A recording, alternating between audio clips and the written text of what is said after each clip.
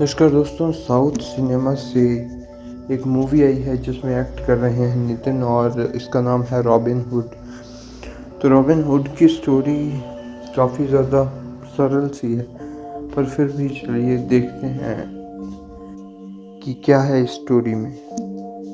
तो राम एक अनाथ था, बिना माँ बाप के, लेकिन एक स्कूल प्लेज ने उसकी ज़िंदगी बदल दी।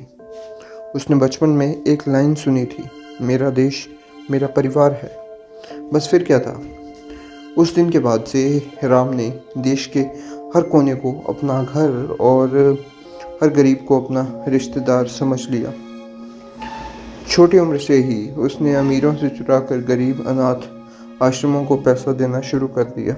लोग उसे रॉबिन हुड कहने लगे, एक ऐसा नाम जो हर करप्ट दिल में डर और हर मासूम के चेहरे पर मुस्कान लाता था।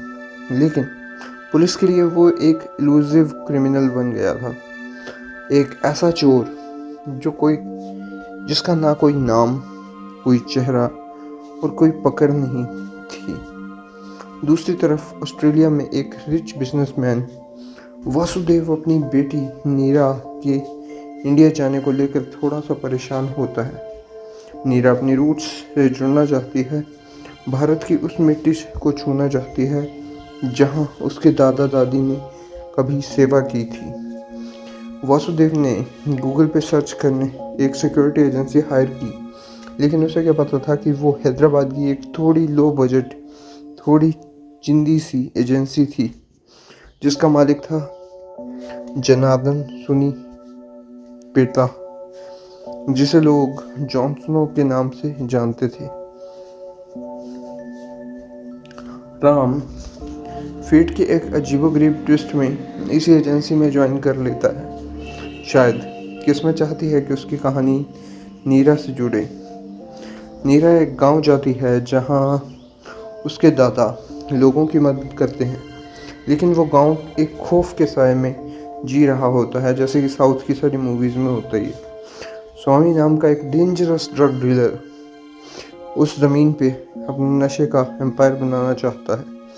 जब नीरा को पता चलता है कि वो उस दादा पर हमला हुआ और विलेजर्स डरते हुए चुप बैठ गए, तो वो राम के साथ मिलकर गांव के जगाने की कोशिश करती है। लेकिन लोगों का डर स्वामी से भी ज़्यादा बड़ा था। राम एक प्लान बनाता है। वो दिखावा करते हैं कि वो स्वामी का आदमी बन गया है, लेकिन असली प्लान था उसके सिस्टम में घुसकर उसका फ़ोन हैक करना और नकली सबूत बनाना। सब कुछ प्लान के मुताबिक चलता है।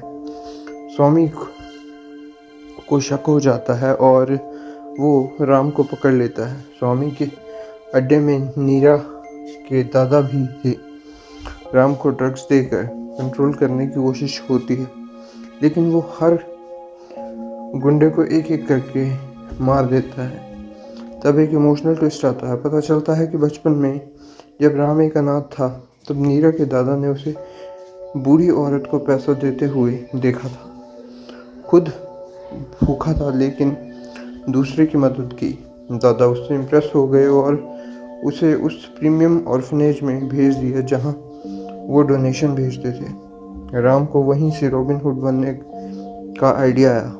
जब दादा बीमार पड़ गए और डोनेशन रुक गया, राम ने खुद इन्वेस्टिगेट किया और देखा कि काफ़ी लोग बस अपना नाम कमाने के लिए ऑर्फनेजेस को डोनेट करते हैं, असली मदद नहीं करते। तब उसने डिसाइड किया कि अगर सिस्टम करप्ट है तो मैं सिस्टम का रॉबिन हुड बनूंगा। स्वामी के ठिकाने से बच आता है और तब नीरा का पूरा परिवार भी बचाया जाता है, राम के ऑर्फन दोस्तों के द्वारा जो सिक्योरिटी गार्ड्स बने हुए थे। लेकिन कहानी यहाँ ख़त्म नहीं होती। आखिरी बार राम स्वामी के हाइडआउट में जाता है एक धमाकेदार फाइट के लिए। स्वामी और राम की फाइट को तोड़ता है एक और इम्पोर्टेंट कैरेक्टर, विक्टर वर्गीस, एक डेडिकेटेड पुलिस ऑफिसर जो शुरू से रॉबिन हुड को ढूंढ रहा था। जब राम ने स्वामी का फ़ोन हैक किया था, तो विक्टर भी उन ट्रांजैक्शंस को मॉनिटर कर रहा था। राम का नाम एक बार सिस्टम में आता है, लेकिन उसके हैकर दोस्त तुरंत ही इमेज को स्वैप कर देते हैं, स्वामी का चेहरा डाल देते हैं और स्वामी अरेस्ट हो जाता है। विक्टर सोचता ही रह जाता है, राम ने ये रॉबिन हुड को पहले कैसे ढूंढ लिया।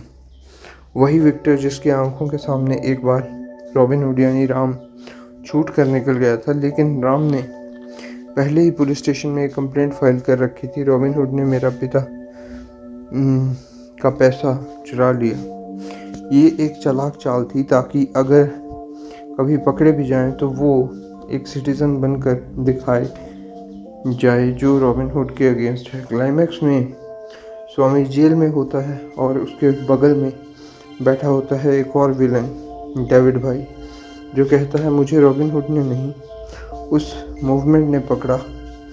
वो मूवमेंट जो राम से शुरू हुई लेकिन अब अकेली नहीं है। फाइनल शॉट में एक छोटा लड़का ऑर्फनेज में राम के बारे में सुनता है और कहता है मैं भी रॉबिन हुड बनूंगा, और इसी के साथ मूवी ख़त्म हो जाती है।